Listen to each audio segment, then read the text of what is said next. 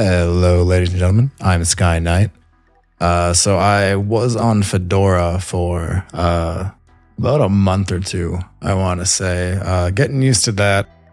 I got a little bored, decided to jump ship again. I didn't last too terribly long. Now I'm back on Arch, and I've actually been holding off on setting up my virtualization until I could, make this video, because I really wanted to make a video going from scratch, almost a base Arch install. I mean, there's no virtualization packages installed yet. I've been using it for a little while, but there's no virtualization stuff on it yet. I wanted to make a video essentially about how to go through the entire process from start to finish of setting up virtualization on a Arch system, building a Windows VM, and passing through a GPU for it. So I guess depending on the length of the different sections of this, it could be possibly broken up into a few different videos. I don't know. I guess I'll find out, or I guess everyone will find out when I actually get these uploaded. But essentially, I intend to install all the necessary packages and give a brief explanation of what each of them is or what they're used for. 2 is to set up a Windows 10 VM with UEFI. Secure boot, software-based TPM for the upgrade to Windows 11, virt-io networking, and virt-io storage device. Virt-io is just more performant than the standard ones that you're able to use. And then lastly, isolate one of my GPUs and pass it through to the VM to use exclusively for the gaming on the VM. Because as good as gaming is on Linux, not everything works, and I've made peace with that.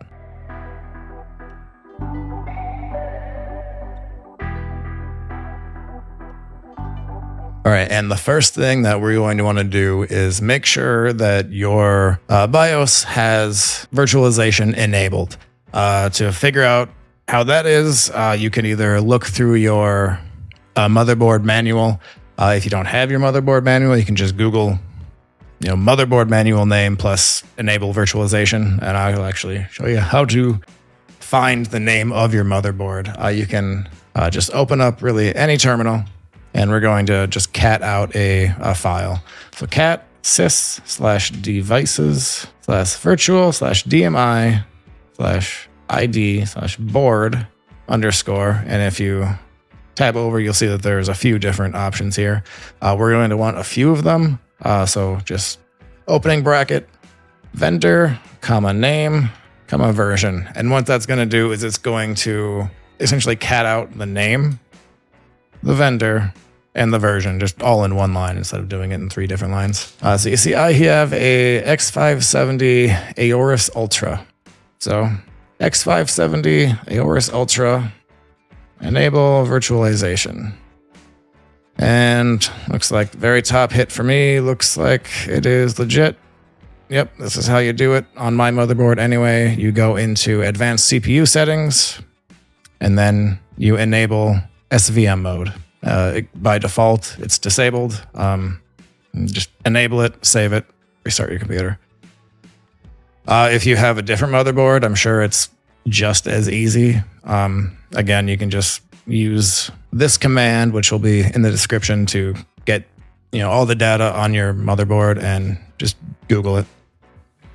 Anyways, now that you have that up, let's actually install the required packages here. So since I'm on Arch, we're going to be using pacman. So sudo pacman-S. And for this, we're going to want to do qemu. So qemu. QEMU is the kind of the virtualization system that we'll be using with KVM. It's the fastest way that you're able to do this. It's essentially something that works specifically with the Linux and the KVM, the kernel virtual machine. Next is the libvirt. So this is basically all the libraries for virtualization. It's essentially a large helper library. It comes with a whole bunch of different things in it. EDK2-ovmf. This will allow you to create UEFI virtual machines. virt-manager, and that's just a graphical user interface for maintaining your different virtual machines. Virt-viewer. I like to use virt-viewer a hell of a lot more than I like to use virt-manager's display. Virt-viewer just has the ability to do multiple screens at a time. virt-manager does not. I'm not going to be doing that for the Windows VM, but for my other virtual machines, I have multiple monitors. I like to place, my virtual machine outputs on each monitor. swtpm. This is a software TPM kind of faker library. It will allow you to add a TPM chip to your Windows VMs, or really any VM. And another thing that you might do if you're not using a bridge network, like I'm going to be using a bridge network, you might want, or you will want, iptables-nft and dnsmasq. These are required if you want to use the default network. I'll set it up initially with the default network just to show you what that's like, and then I'll probably remove those packages later, and just accept all the questions and get everything installed. All right, next thing that we're going to want to do is we're going to want to actually turn on the libvirt service and the logging service, because right now there is no virtualization daemon running in the background. We just need to turn it on. So sudo systemctl enable --now. --now just runs enable and start in the same command. I like to do it that way instead of using two commands, because why use two lines when you can do one? So libvirtd.service and sudo system control enable --now virt-logd.service, and that'll just enable logging for your. Actually, looks like it is enabled when you enable the libvirt service. So I guess that second line is not actually necessary. But that'll just turn on logging for your virtual machines. All right, and now we are going to want to add our user to the group that libvirt or qemu actually runs under. To find what that is, you can just cat out your etc/password file, and it should be right down here at the end. So libvirt-qemu, that's actually the user, but as far as I know, it's the same group. We can actually just make sure. So cat etc group. Yeah, so libvirt-qemu is the name of the group too. So we just need to add our user to that group. So sudo usermod append to groups, and we want libvirt-qemu and assign it to your user. And you'll see we get no error message this time. All right, and now we need to actually download one extra thing. Well, first you're going to need a Windows ISO. I already have one of those. You will probably have to get yours from somewhere. Where you get it, it's up to you. I actually have a purchased key for it. You can get it on, I think, Kingwin for pretty cheap price, but you have to call in and register it, and it's a pain in the ass, but I mean, it works. So we are actually going to want to go to, there is a Fedora page, and I will put all the URLs in the description that I'm going to be going to here. So it's this docs.fedora project. Again, I'll put it in the link. It will link you to a GitHub post that has a download for the virt.io driver packages. You're going to want to select the stable virt.io or the stable virt.io-win. So download that, and I actually already downloaded it. All right, now what we're going to want to do is create a new virtual machine.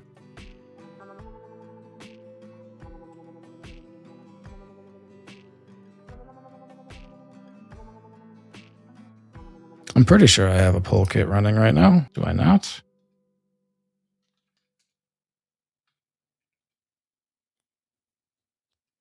All right, I will be right back after I get a polkit set up, because why would it just work? That doesn't make sense. Okay, I'll be right back.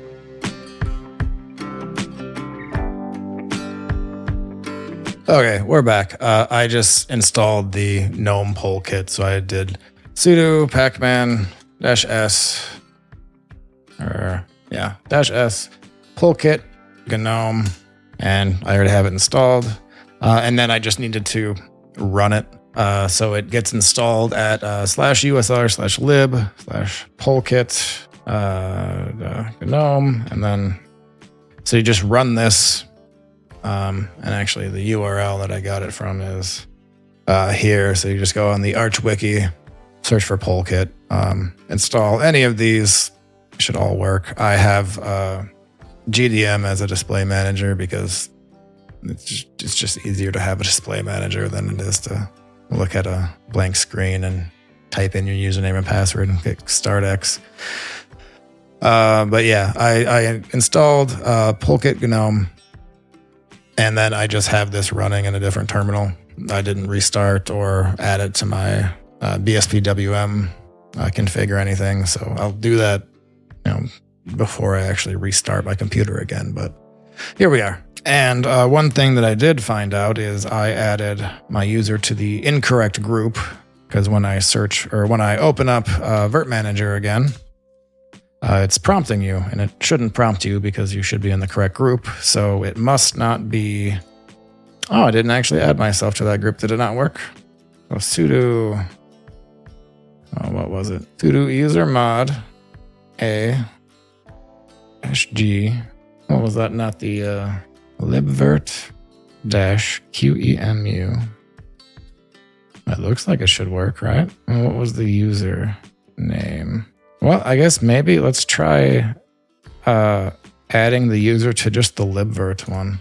Or maybe it's possible that I have to log out and log back in. I think would be what I have to do. All right, I'll be right back.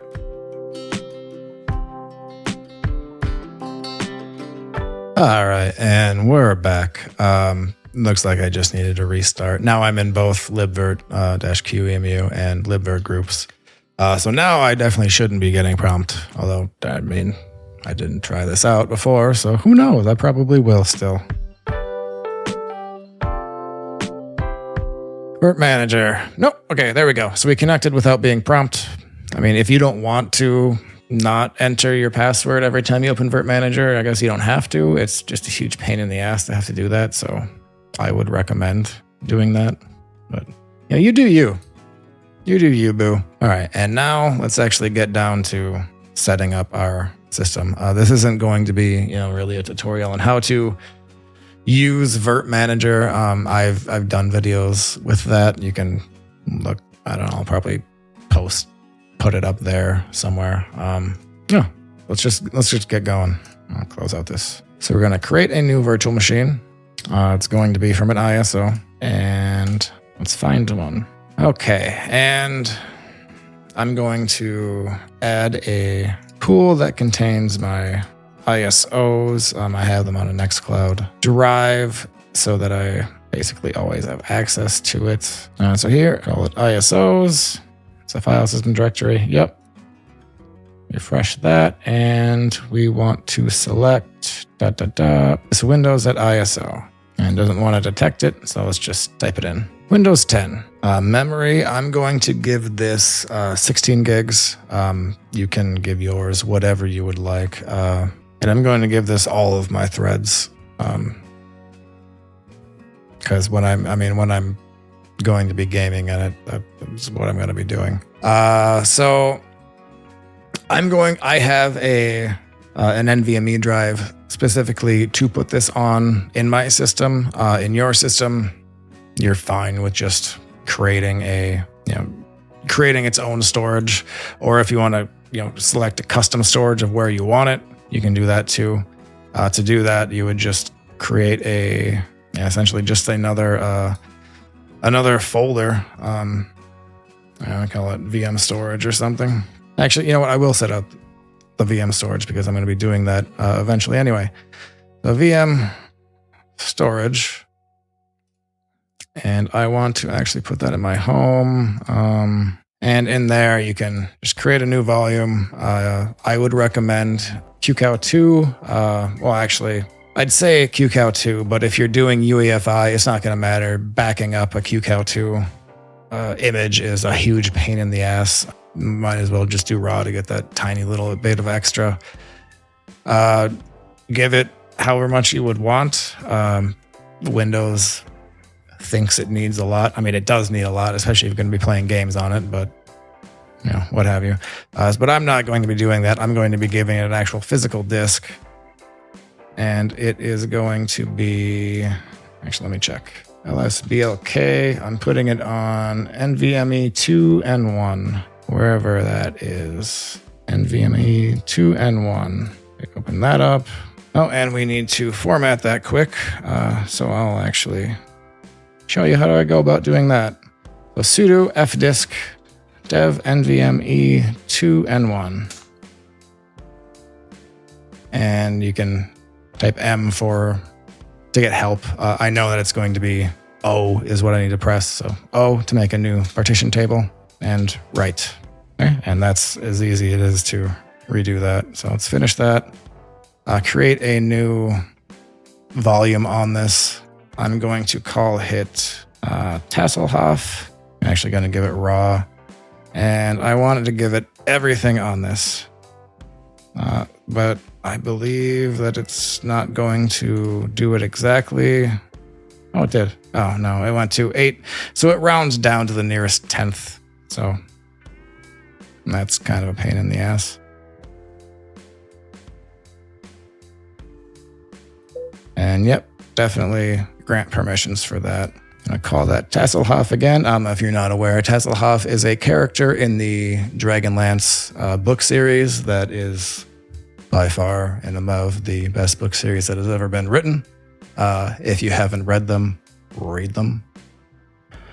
So name Tasselhoff on Windows 10. We want to make sure that you click Customize Configuration before install.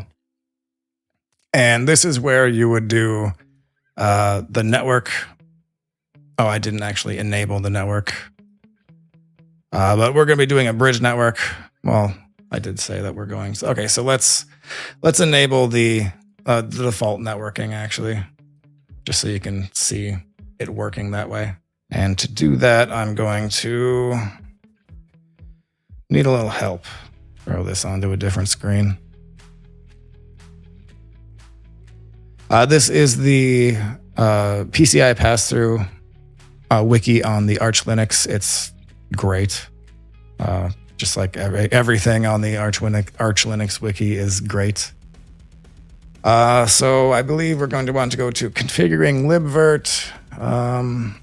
Okay, so these two commands here. So sudo virsh net-autostart default. And that will essentially turn on the default network every time libvirt is started. Now we actually want to turn it on itself. So sudo virsh net-start default. So that'll actually start the network. Now if we hop back over to here, can we refresh that and have it? Well, it'll be active by the time it refreshes. So on the first page is the overview.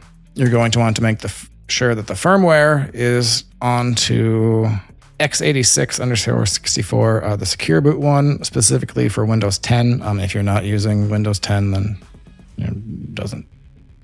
Or if you're not trying to upgrade to Windows 11, then it doesn't really matter, as long as it is one of the UEFI or ovmf firmware drivers. Otherwise, you will not be able to pass through a GPU. If you're not wanting to pass through a GPU, then what have you, don't do it. Make sure you hit apply on everything that we're going to change. Make sure you hit apply. So yeah, we want host pass-through, and going to tell it that we have one socket, 12 cores, and 2 threads. I know that we told it to give it to 24, but I like to specifically tell it what exactly it looks like. Memory, yep, that's good. Boot options, we are going to want to add the CD-ROM. Now we're actually going to want to add another storage device. This time it's going to be a CD-ROM, and it's going to be the one, or the ISO that we downloaded earlier, the virt.io drivers for Windows from that Red Hat GitHub page. Okay, finish that up. And we don't need to enable the boot for that. It would be probably handy to tick on that enable boot menu. So just hit apply there. SATA disk, we don't want it to be SATA. We want it to be virt.io. Hit apply. Virt.io is faster.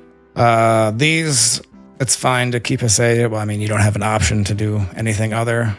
For the NIC, change it to the virt.io.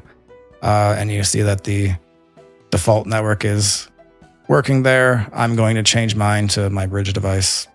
If you're not going on a bridge, keep it on that and you're fine. The difference is that this VM will be accessible on my network for, like, I'll be able to ping this VM from really anywhere on my network instead of having it be kind of hidden behind the host and inaccessible from anything else.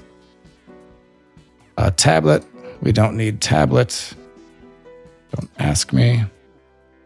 And for now, we're going to be doing all of this through, Spice, and it doesn't matter what you use for this. I suppose you can go with virt.io if you want. It doesn't matter. We're just going to be installing it for now.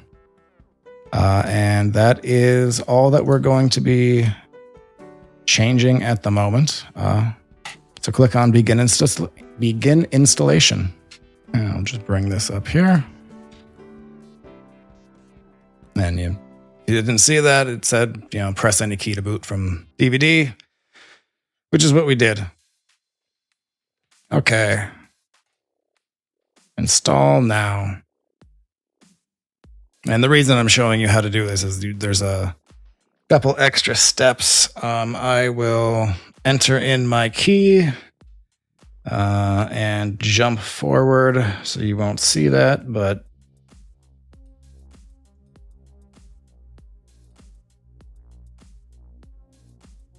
all right, and so I did a custom install Windows only, and if you get to this page, you'll see, hey, we don't actually have any disks. That's expected because Windows doesn't know what the hell to do with a virt.io disk. So we're going to want to give it a driver. So click on load driver, browse, and this is the second CD drive that we added. So open that up down to VIO-STOR, way down at the bottom. Open that up, Windows 10, AMD 64. I suppose if you were on Windows 11, you'd go with that one. So AMD 64, and here it is. That will give us the information needed to get our disk as noticeable now. All right, let's let it allocate.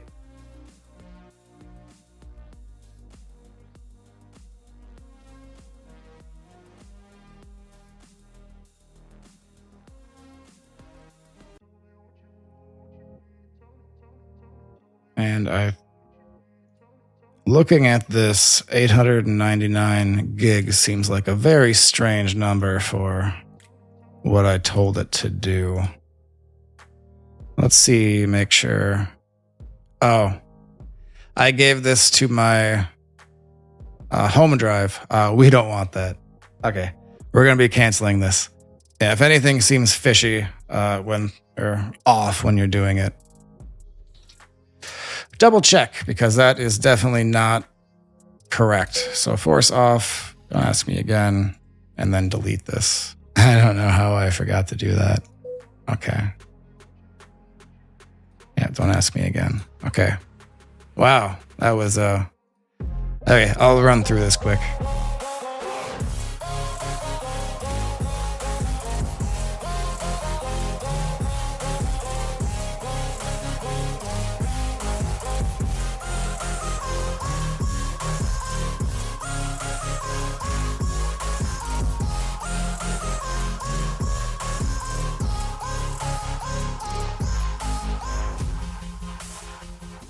Actually, one thing that I remember that we didn't add was we didn't add any TPM chip to this. So let's do that. So add hardware.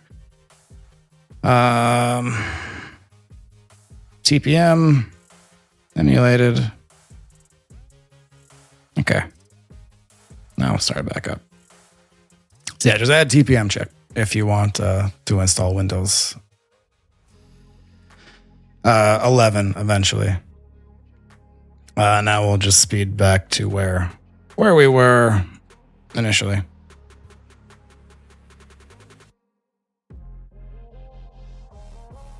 Okay, now everything looks much better with the correct size. And hell, if I would have installed everything onto my home drive, I would have been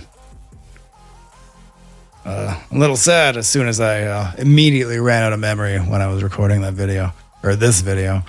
Yeah. I don't think there's any reason for you to watch a Windows installation, so we're not going to be going through anything in particular. I'll get back around to it when everything starts back up again. Okay, and one strange thing you'll notice is that it's saying you don't have internet. That's because we use the virt-io driver for the internet, and I don't want it to be installing a bunch of stuff right now. And if you don't have internet, they can't make you sign in with a Microsoft account. So take that, Microsoft. You just create a local account. Cool, I don't know, feature. If you don't set a password, there won't be a password. Which is really handy for VMs if you are just starting them up, want Steam to boot, but you don't want to have to actually go into them to, sign in. I do not want Cortana. But no, there will be a way. It'll be much easier to install all the other necessary drivers. Much easier than it was to install the driver for the disk itself, the virt-io driver. Okay, and here we are in... Holy shit, just shut up. Here we are in Windows 10. First thing we're going to want to do is actually either Windows, or actually I don't, since I'm not... Well, I do have focus on this, so Windows X, yeah, that won't close it out, because Windows X will, or Super X will actually terminate applications when BSPWM has focus. But we want to go to Device Manager. And you'll see the other devices here, the three that are, unable to find drivers. We just need to right click on them, update driver, browse, and it will be in that CD that we added. We don't need to search for it. Just give it the path, the // and search. So it found the Red Hat virt-io driver. Update this one as well. Browse, look in there. Good job. And one more. Update, browse, look in there. Okay. Now everything should be up and in order. You see we have a Microsoft Basic display adapter because there's no GPU pass to this at the moment. I'm going to actually run the updates, and we'll be back after the updates are done.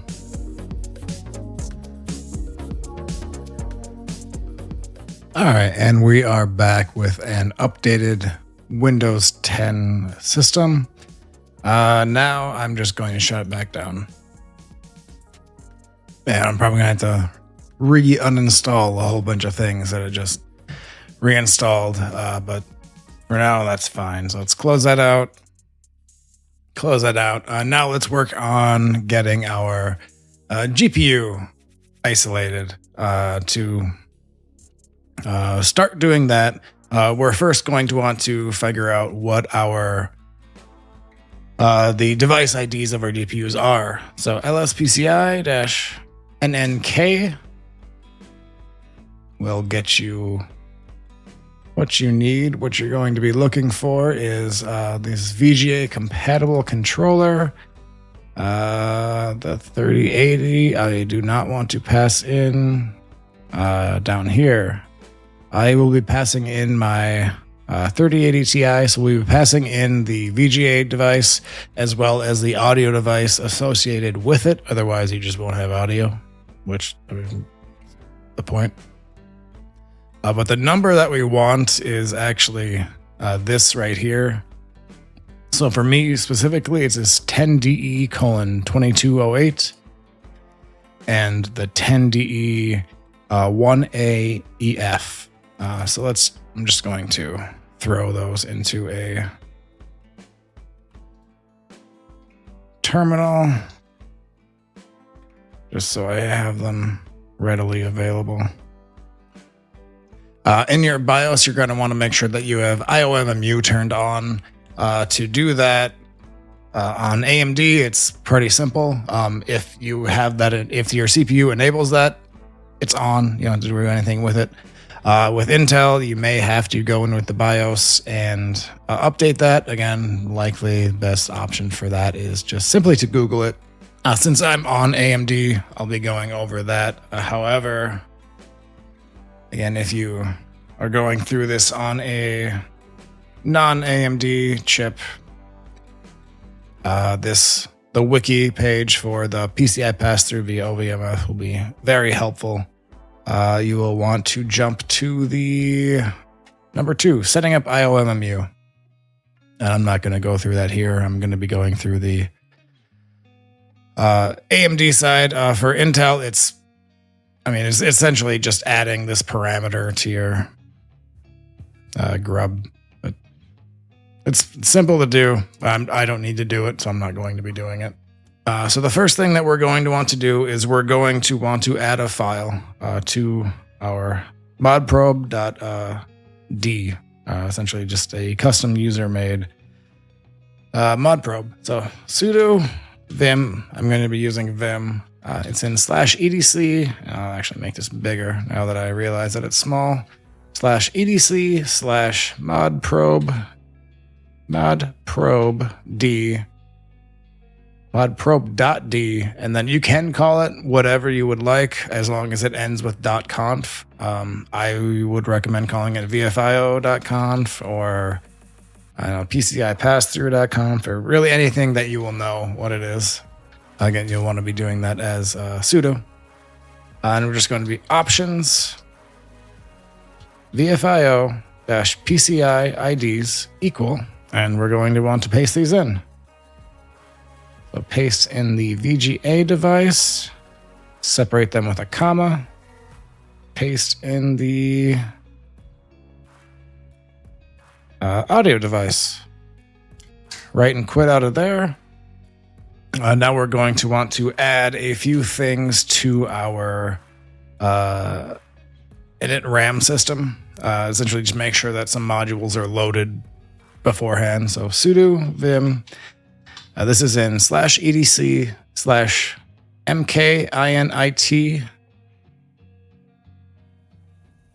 cpio.conf, or making it cpio is how I say it in my head.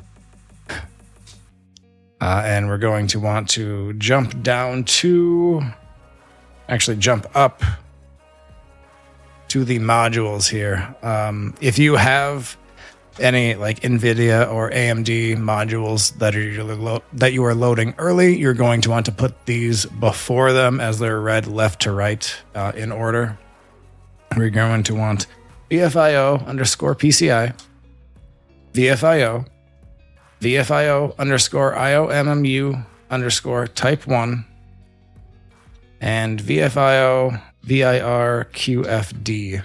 What these do is just essentially enable all of the VFIO device drivers before before any other ones are loaded, so that these will be available.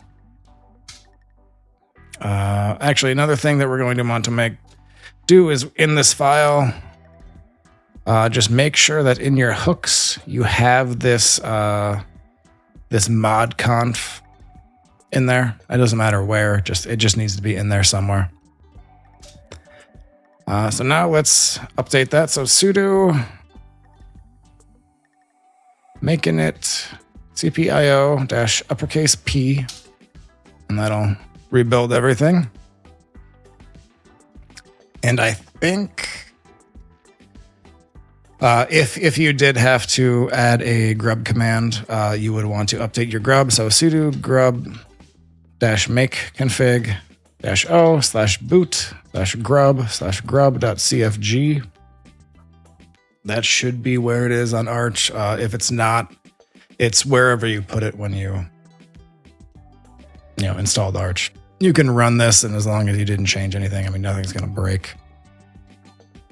I would put that in. So now if we look back to this side over here to the top left, I will see that the driver in use is NVIDIA, and the driver in use for the audio device here is the SND_HDA Intel. That's not what we're going to want, but we're going to have to reboot to actually see any changes to that. So let's reboot our computer and we'll be right back.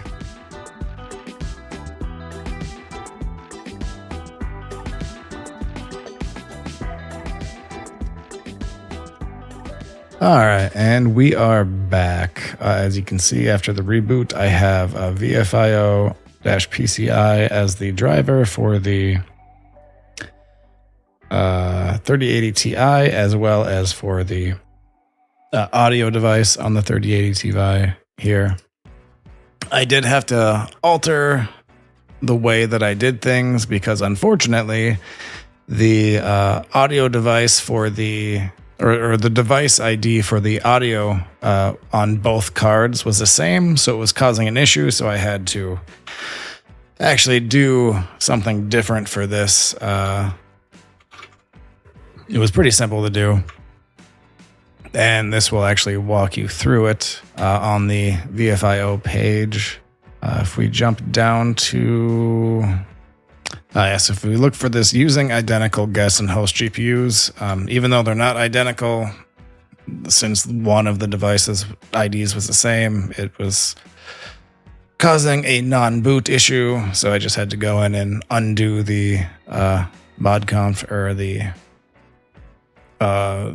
making it CPIO configuration changes. I just undid those, and then I essentially added this. I created this script. I can show you here. So if we cat /us, or let's clear this out, cat /usr local bin VFI. So I just copied this. I mean, it doesn't look pretty, but it works. Copied this over into that file, scroll down, and then I added some other things to the making it CPIO file. /edc. So you'll be able to see that I added the file that we created to this files directory. We still have all the modules up here. We still have the modconf hook down below. Last thing we did was we just altered the modprobe.d file a little bit. So if we look at that one, I just commented out this options line up top, and I just install VFIO-PCI with this file name. Again, this is all right here, and then I regenerated the init RAM file system, and now everything's working. So if your system just doesn't boot after that, just boot up with your recovery drive and undo the change that you did, boot back in and do this. Or now that you know that what the possible issue would be, you could just do this automatically. Okay, but now what we want to do is we want to actually add the card to virt-manager, or rather the virtual machine. So you open up virt-manager, go into the information, and we're going to want to add some hardware we will want to add a PCI host device and scroll down until you find what you need. For me, I want mine begins with a number 12. So add that and add the accompanying audio interface as well. Add both of those. Now we should be able to start this and at least install the NVIDIA drivers. So let's start that up. You should technically be able to remove this video and this display spice and a few other things. Every now and then I'll find that it doesn't seem to work exactly the way that I imagine it should. I'm not sure if it's just taking a long time to load the NVIDIA driver, but since we still have it up and we have the driver installed now, we'll be able to see under Device Manager.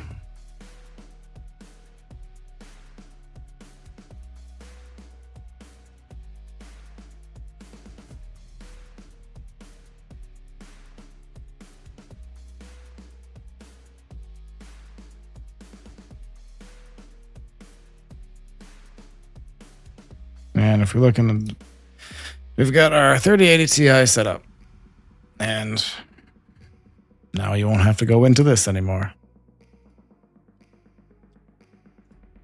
So now you would just hook up your other monitor to your, I guess hook up your other cables from your GPU into the other monitor. You'd be able to pass through your on the VFIO page. It is under passing keyboard and mouse via evdev. So you could just walk through this. It shows you how to basically pass through your keyboard and mouse without having to actually get a separate one. It will also, oh yeah, that looks much better. Yeah, pro tip, don't use the what was that one? Whatever device or display driver that was, because this is so much bigger now. I mean, it's still nothing compared to the actual monitor that is going to be on, but it's fine now. Yeah, make sure you're on virt.io instead of QXL, because QXL was pretty horrid. But for me, I have a KVM that I hook up to